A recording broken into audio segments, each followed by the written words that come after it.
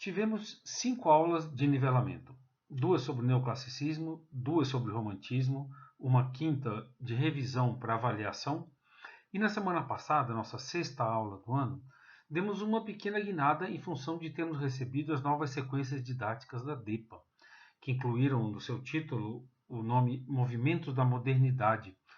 E a maior parte dos alunos assistiu a essa 6ª aula.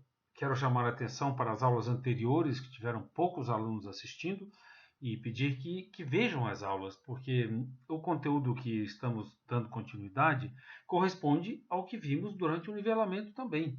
Comento isso na aula da semana passada, que foi sobre Goya, que de algum modo inaugura esse conceito de modernidade ligado à valorização do indivíduo, das questões subjetivas, da emoção, características próprias do romantismo. Então, há uma unidade entre o que vimos no nivelamento e o que estamos vendo agora já dentro da sequência da DEPA, que inclui essa noção de modernidade que estamos tentando problematizar. E já avisei na aula da semana passada que iríamos fazer um pequeno desvio para um conteúdo que vocês não viram no ano passado e que merece ser visto. Vou mostrar para vocês o nosso livro didático, que foi o que fizemos no ano passado, História da Arte, Graça e Proeza. Então, finalizamos o capítulo 14, aliás, não exatamente finalizamos, porque ele tem por tema neoclassicismo, romantismo e realismo. O realismo eu estou deixando para um próximo momento. Mas finalizamos então nossas aulas sobre neoclassicismo e romantismo e paramos aqui então onde começa o realismo, com o paisagismo do grande pintor Constable, inglês. Arquitetura é um tema que eu ainda vou fazer uma aula separada, porque tem uma complexidade essa passagem da arquitetura neoclássica para a arquitetura considerada eclética do romantismo, e logo depois o Art Nouveau, que merece um capítulo também no livro. Então, apesar de haver aqui uma referência à arquitetura nesse capítulo, estou deixando isso mais para frente, e também estou deixando uma aula específica o trabalho do escultor Rodin, que está aqui sendo considerado realista, mas, a meu ver, ele não é realista. Não há nenhuma representação do cotidiano, do mundo do trabalho, que nós vemos em pintores realistas importantes e artistas como Courbet. Então, falei já do Art Nouveau, que no nosso livro é o capítulo 15 e que vamos ver depois.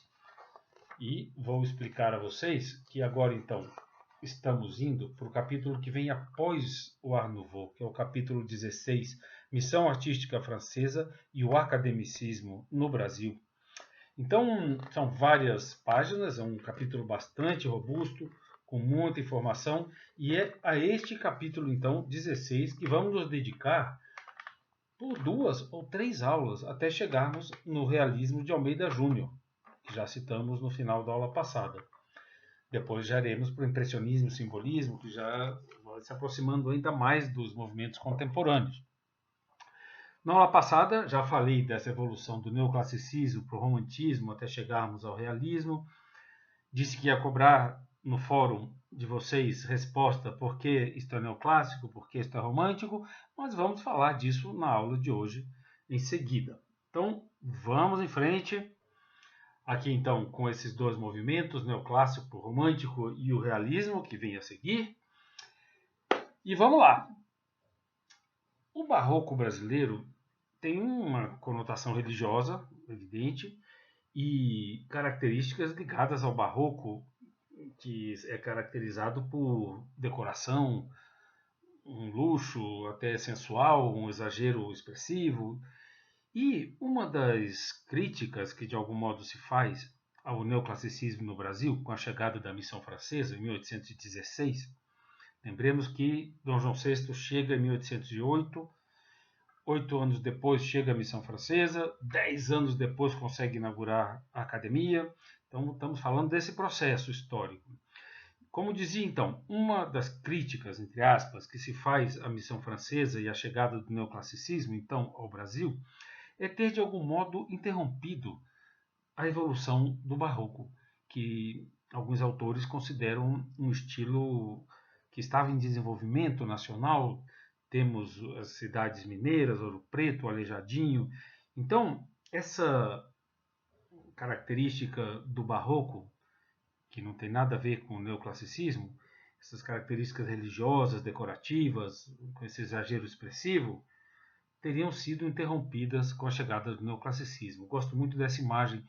Autor anônimo, está em Recife, no Instituto Ricardo Brenan, da família do grande escultor Brenan.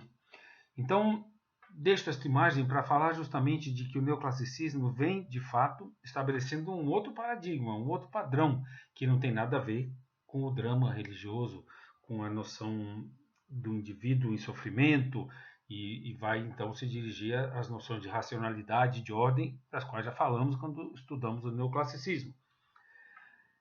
Na Wikipédia, que às vezes eu cito, e a gente sabe que algumas páginas, alguns verbetes merecem uma crítica, uma análise, mas muitos contêm informação. Muitas vezes a Wikipédia, nos temas mais importantes, tem verbetes bastante completos e convenientes para um início de abordagem de um tema. Na página, então, na Wikipédia sobre o nosso barroco, coloca esses problemas e comenta de que talvez esse espírito de luxo, de exagero, de sensualidade, de detalhamento, força expressiva, tenha se mantido na nossa cultura no carnaval.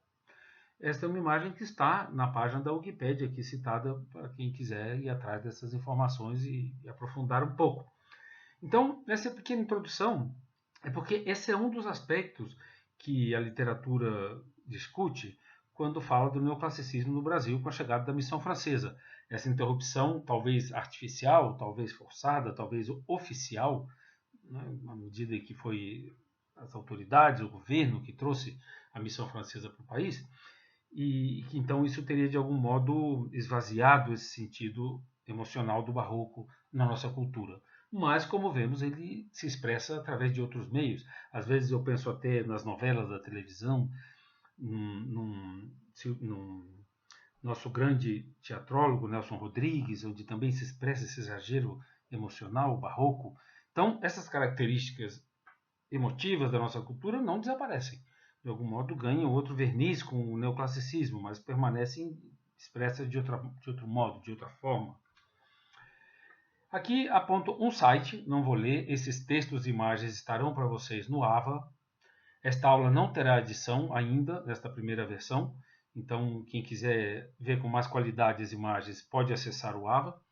Então, como dizia, essa página do professor Círio Simon faz essa ligação da interatividade, como ele diz aqui, da arte com a indústria, resultante do iluminismo e do enciclopedismo europeu. O conceito de academia está ligado a toda a evolução do conhecimento, do ensino, baseada na ciência e na democratização. Já não é mais o sistema de guildas, de corporações medievais, a educação ganha um caráter público. Então, são vários aspectos interligados quando a gente fala da criação de uma academia. Então, nesse site, algumas coisas eu destaquei aqui, ele justamente vai falar desse projeto que motivou e alimentou as esperanças de Napoleão Bonaparte de colocar a França na frente dessa revolução tecnológica e uma nova estrutura da cultura humana. Então, ele menciona aqui esses aspectos que vamos falar em seguida com mais detalhe, e fica a página e o link para vocês acompanharem com mais atenção. Há um livro que, quando estávamos em sala de aula, eu lia várias páginas e comentávamos juntos vários aspectos. É um diplomata que escreve Como Escrever a História do Brasil, Miséria e Grandeza, e dedica um longo capítulo à chegada da missão francesa e à criação da academia. E o que o Fernando Cassiatore de Garcia vai destacar, principalmente, é como vemos a cultura brasileira. É um problema básico que se discute nas academias, nas escolas de arte. Pode parecer uma questão muito acadêmica, mas ela tem relação com como nós nos vemos. Porque o que ele coloca é, ao nós adotarmos o padrão iluminista neoclássico trazido pela missão francesa, estamos copiando ou estamos de algum modo incorporando os progressos da civilização e dando a ele a nossa própria versão, a nossa própria contribuição? E a posição dele é pela segunda opção. Ele considera que nós estamos nos incorporando sempre ao processo civilizatório ocidental, ao qual pertencemos, e de algum modo acrescentando nesse processo a nossa própria contribuição. Então, há muitos aspectos aqui, mas eu vou destacar apenas um e colocar então o link do livro no AVA para quem quiser ir atrás dessas fontes. E ele está colocando então nessa parte do seu livro alguns pressupostos que a gente teria que aceitar para entender a importância da academia fundada pelos franceses. Eu destaquei apenas um, que são muitos aspectos políticos. Vamos lá, vamos ver se dá para passar para vocês um pouco da profundidade de análise do embaixador Cassiatore de Garcia.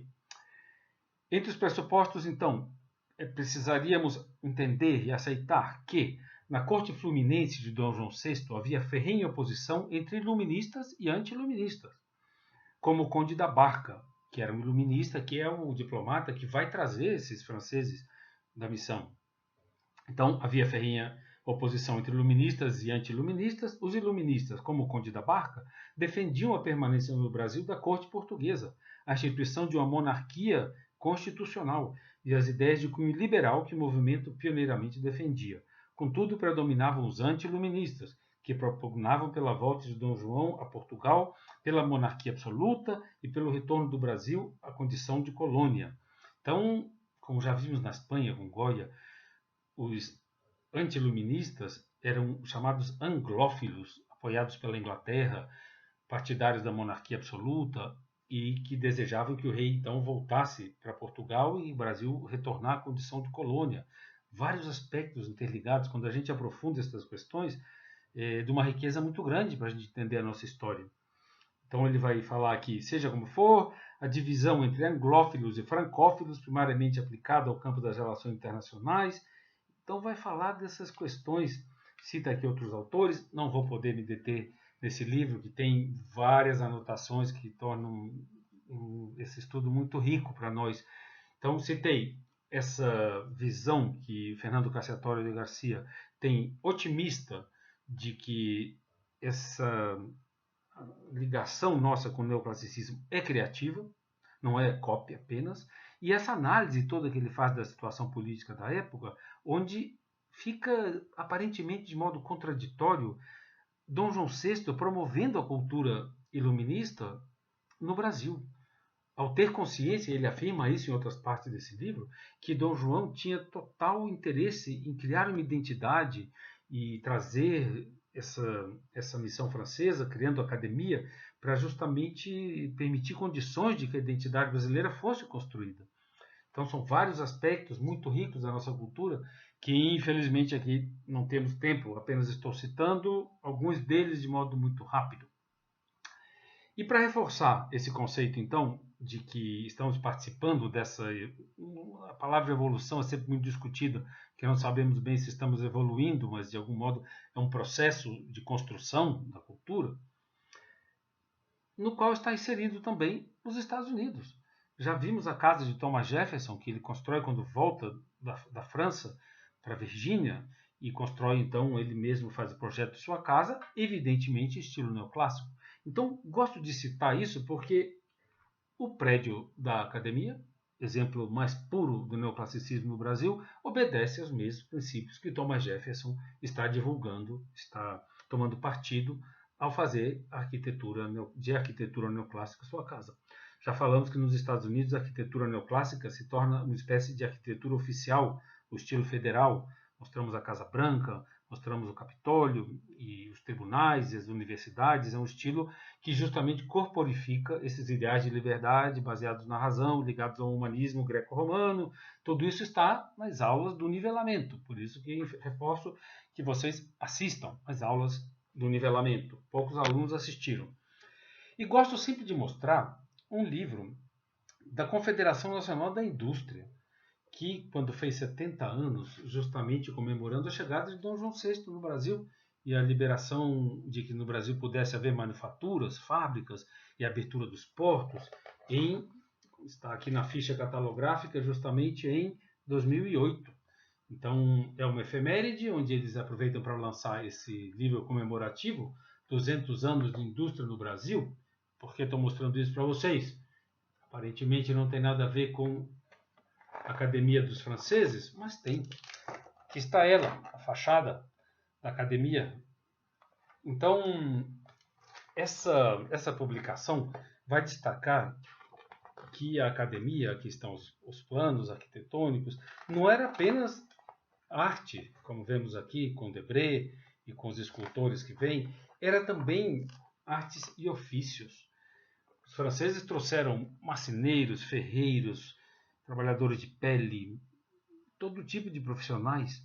Não era apenas arte, artes e ofícios. Essa escola tem vários nomes. O primeiro dele é a Escola Real de Ciências, Artes e Ofícios. Então, palavras de Dom João VI. Tendo em consideração que as artes do desenho, pintura, escultura e arquitetura civil são indispensáveis à civilização dos povos e instrução pública de meus vassalos, além do aumento e perfeição que podem dar aos objetos da indústria, física e história natural, e por bem estabelecer em benefício comum nesta cidade-corte do Rio de Janeiro, uma academia que se denominará Real Academia de Desenho, Pintura, Escultura e Arquitetura Civil. Então vemos aqui a intenção de Dom João VI de fortalecer a cultura, a indústria, a economia da nova nação, ainda colônia. Vamos em frente. Então, destaco aqui, nesse momento, a fachada da academia já tinha sido transformado num prédio público do Ministério da Fazenda, já em 1930. Então, passou por vários momentos essa escola, como vamos ver aqui em seguida. Aqui está, então, os diferentes nomes. Em 1826, com o Brasil se transformando em império, com Dom Pedro I, passa a se chamar Academia Imperial. Em 1918, com a República, Escola Nacional de Belas Artes. Tem, inclusive, uma transferência para outra sede. Vamos falar disso tudo aqui. Então, esse é o primeiro prédio construído. Não havia dinheiro para fazer um segundo andar. Os documentos comprovam que os franceses pedem mais verbas, porque no segundo andar morariam os professores. E esse é um retrato de Le Breton. Le Breton era uma autoridade importante na França. Ele tinha cargo de diretor de museus, mas no governo bonapartista. Então, quando retorna à monarquia, esses artistas que tinham grande importância após a Revolução Francesa no governo de Napoleão estão correndo perigo, porque a monarquia os vê com maus olhos, claro, eles eram todos iluministas, neoclássicos.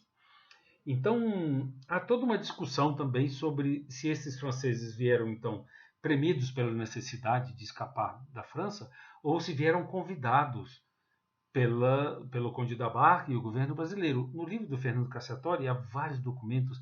Ele, como embaixador, analisa a documentação trocada entre os artistas e os diplomatas portugueses em Paris e chega à conclusão, com seu conhecimento das características de uma negociação diplomática, de que havia de fato todo um interesse em trazê-los, inclusive com promessas de pagamento e compromissos assumidos pelo governo brasileiro, de modo diplomático, que é um modo sempre cifrado, temas correlatos que estão no livro de Cassiatori. Então, aqui está Le Breton, que é o líder desse grupo, que organiza esse grupo a pedido dos diplomatas portugueses, e traz então para o Brasil, aqui um momento intermediário da Escola Nacional de Belas Artes.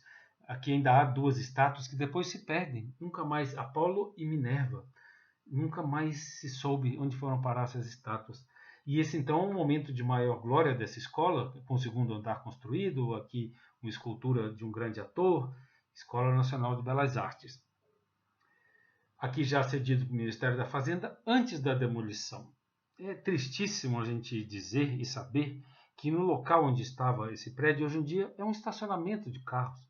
Não soubemos preservar essa memória, assim como o próprio Museu Nacional pegou fogo. Então, eu fico pensando a emoção que seria para um professor, um artista, visitar as salas e os locais onde moraram e aprenderam e trabalharam Vitor Meirelles, Pedro Américo, e tantos artistas importantes, e Debré e Rugendas, os artistas franceses. Isso se perdeu. Então, esse é o registro do momento desse edifício um pouco antes da demolição.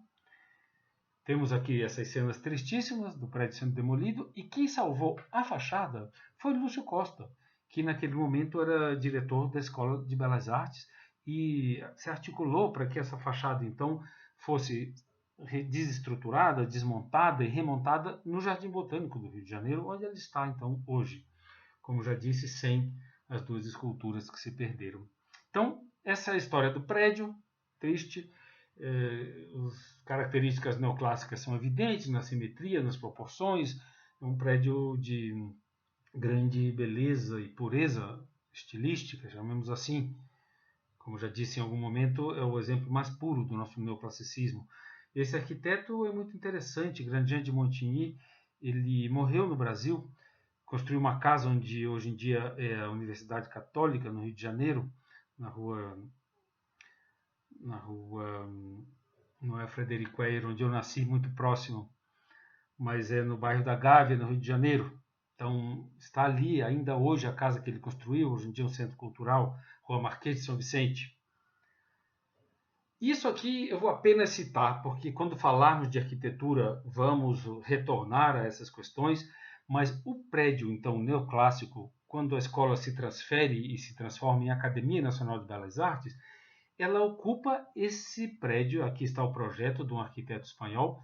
Escola Nacional de Belas Artes, herdeira da Academia Imperial, foi construída durante a modernização urbanística iniciada pelo prefeito Pereira Passos em 1908. Aí está o prédio, então, em 1908. E por que eu gosto de mostrar isso? Porque às vezes a gente pensa, uai, a Academia Francesa era aquele prédiozinho, aquilo acabou? Não, aquilo era simplesmente a instituição educacional mais importante do país. Não era apenas a missão francesa, a escola imperial, a escola de artes e ofícios, aquilo era a escola mais importante do Brasil. E quando se transfere, então, ela vem para a Avenida Central, hoje em dia Avenida Rio Branco, exemplo da nossa Belle Époque, que vamos falar disso mais adiante, onde o Art Nouveau também tem exemplos e tem expressão, e se constrói então aqui o Teatro Municipal, e esse estilo é o que se chama estilo eclético. Eclético vem de eclésia, que significa reunião, que gera igreja. Então é um estilo eclético, pois junta diferentes estilos, não tem mais uma pureza neoclássica, e vai buscar em estilos diferentes construir essa noção de riqueza que é a Belle Époque, onde a burguesia está estabelecida após todo aquele período que já falamos de revoluções, contra-revoluções, e finalmente há um período de paz que vai até o estouro da Primeira Guerra Mundial, onde se desmancha essa talvez ilusão de progresso científico, de riqueza e de estabilidade, e a crise da modernidade. Estamos falando aqui da modernidade que vai sendo construída. Então, aí está a nossa modernidade em 1908, começo do século XX, que, infelizmente, quando a gente mostra as avenidas de Paris, quando falarmos do impressionismo, que é o que corresponde à Belle Époque na França, vamos voltar para a Europa daqui a pouco, quando acabarmos de ver a Academia Brasileira. Quando mostramos, então, a nossa Belle Époque, é simplesmente essa avenida no Rio de Janeiro. Vamos falar, anos passados falei bastante também sobre a destruição, o desmonte do Morro do Castelo. Esse morro não existe mais no Rio de Janeiro. É um momento histórico, arquitetônico, urbanístico muito rico e talvez lamentável também pela grande riqueza geográfica, turística e cultural que representaria esse morro ter sido preservado, com a catedral, o túmulo de Mendes Sá, tudo isso foi destruído. Tem um livro sobre isso que tinha o prazer de mostrar, e a gente fazia uma parada para falar sobre esse aspecto da urbanização do Rio de Janeiro nessa época, o desmonte do Morro do Castelo. Então aqui está ele ainda, mas ele já está sendo desbastado e destruído para a construção da Avenida Central. Aqui está a Biblioteca Nacional, aqui está o Teatro Municipal, e a Academia de Belas Artes está exatamente atrás. Chamou atenção para o Palácio Monroe, que era o nosso Senado, e foi também demolido. Não sei se teremos tempo de mostrar isso quando falarmos da arquitetura eclética, mas é um exemplo belíssimo de arquitetura eclética, um prédio premiado em feiras internacionais, onde ele foi o pavilhão brasileiro. Falaremos sobre as feiras internacionais, grande exemplo de modernidade. A Torre Eiffel, por exemplo, exemplo da arquitetura Art Nouveau, fez parte da Feira Universal do começo do século XX em Paris, onde essas novas tecnologias na arquitetura, na iluminação pública, na água encanada, fontes, tudo isso era exemplo dessa Belle Époque, desse momento de riqueza da nova burguesia estabilizada no poder. Então, fechando essa introdução arquitetônica, que ao mesmo tempo coloca a importância da escola e essas mudanças no próprio estilo dos prédios, falando dessa modernidade que vem chegando, vamos voltar à história da academia falando dos artistas portugueses dessa academia imperial. Porque os franceses, quando chegaram na colônia, no Brasil, se encontraram com uma colônia de artistas portugueses que não soltou o osso. Houve brigas e os franceses eram desprezados, e tanto que demorou 10 anos para a academia ser construída. E o primeiro diretor não foi um português, não foi um francês, desculpe, foi um português. Então, aí está Henrique José da Silva, retratando Dom João VI em 1815. Os franceses chegaram em 1816. Então aqui temos um exemplo da pobreza formal, ainda ligado ao barroco, e uma representação muito simples do que seria um monarca. Né? A gente percebe pela simplicidade da descrição da roupa, do fundo, a textura, a iluminação muito simplória, a precariedade desse ambiente artístico. Mas chegam os franceses, mesmo sem a escola, Debré, o principal professor dessa escola, o que se destaca como professor, ele ensina já em sua casa, antes de ser formada a escola. Então, sob a influência desses franceses, já temos, em 1826, o retrato do imperador num estilo neoclássico. Neoclássico não somente pela pureza formal e a clareza da linha, mas também pelos elementos, a coluna, pelas questões ligadas a trabalho, como já vimos, um mapa mundi. Então, há toda uma série de referências a essa visão de um monarca com trabalho, com obrigações, com tarefas, com responsabilidades e num contexto cultural neoclássico. Mesmo estando representada aqui a igreja no fundo, que também reforça o poder ainda da monarquia, há elementos aqui que ultrapassam muito o que ele vinha fazendo antes da chegada dos franceses. E aqui já é um português que foi discípulo de Debré. Então vemos um belíssimo retrato de Dom Pedro I, já com características plenamente neoclássicas, por sua pureza, sua clareza e a elegância da figura, a descrição das joias. Então aqui está já então a influência dos franceses na arte, e não é somente arte, isso é a consciência nacional que vai sendo esclarecida por meio desses grandes educadores e artistas. E esse então é um documento fantástico porque manuscrito por Le Breton, onde ele é a famosa nota de Le Breton, onde ele apresenta, vamos lá, tentar ler a letra manuscrita de Le Breton, nota dos indivíduos que irão, está em francês, oferecer sua indústria ao príncipe regente do Brasil. Monsieur Tonnet, pintor, membro do Instituto, com mulher e 5 filhos. Tonnet vai deixar no Brasil uma família importante de artistas, e alguns Tonnet hoje em dia ainda são membros do Itamaraty, historiadores, escritores. Então tem uma importância presente até os dias de hoje, a vinda de Tonnet para o país. Então aqui vem um outro Tonnet, que é escultor, Debré, pintor de história, que era a categoria mais valorizada no neoclassicismo, na academia, e então Grandjean de Montigny, arquiteto, e assim vai a lista, Pradier, gravador, famosa nota de Le Breton, então fornecendo recursos humanos, técnicos, conceituais que estruturaram a Escola Real de Ciências, Artes e Ofícios, reforçando que não eram apenas artistas, todo tipo de profissionais, trazendo suas habilidades e educando, então, trazendo para o Brasil esse conceito de uma academia, onde a formação era dada de forma mais pública. E vamos chegar pelo menos até aqui, falando de Grandjean de Montigny, o arquiteto. E essa é uma aquarela maravilhosa que eu vi no Museu Nacional de Belas Artes e fotografei, vou mostrar para vocês, onde ele se diz então que trouxe seus auxiliares, foi eficiente em alterar a estética dos prédios oficiais e particulares, dando-lhes uma face estética e funcional completamente diferente do barroco colonial. Essa tipologia criou a face visível do Império Brasileiro. Que prédio é esse aqui? Isso era a alfândega, onde chegavam os navios que vinham então do mundo aportar nos portos recém-abertos por Dom João VI. Então, se a gente pensa o que o Império Brasileiro, o que o reino brasileiro, o que a nação gostaria de mostrar para os estrangeiros que chegam, a modernidade naquele momento, que era neoclássica. Então, esse é o projeto de Dom João VI, ao trazer esses franceses. Dar uma cara, dar uma identidade, atualizar o Brasil ao que está acontecendo no resto do mundo. Esse detalhe é muito bonito e essa é foto minha tirada dessa aquarela, onde vemos o arquiteto então apresentando para o monarca um projeto arquitetônico nesse contexto, Algarves, Brasil, Portugal. Essa aquarela é belíssima. Então, esse é o contexto onde trabalha o arquiteto Grandjean de Montigny e este é o prédio como está atualmente, a Casa França Brasil, um centro cultural. Não sei se chegou a ser feita aquela decoração dourada apresentada nas aquarelas do próprio arquiteto. Hoje em dia, a Casa França Brasil se encontra sem essa decoração, mas os elementos arquitetônicos neoclássicos aí estão com sua pureza e por simetria e harmonia de proporções.